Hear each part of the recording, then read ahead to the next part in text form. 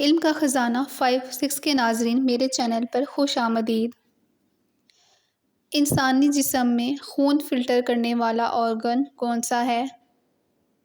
ये तो बहुत ही आसान है। जवाब है गुर्दे। इंसानी जिस्म का कौन सा हिस्सा ऑक्सीजन को जज़ब करता है? बताइए। जवाब है फेफड़े। आँख का कौन सा हिस्सा रोशनी को डिटेक्ट करता है? बताइए। जवाब है रेटिना।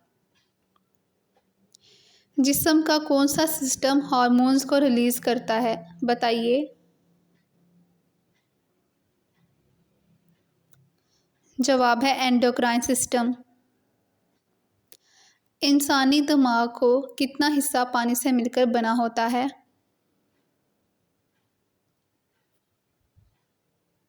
जवाब है तकरीबन 75%। अल्लाह हाफ़िज़।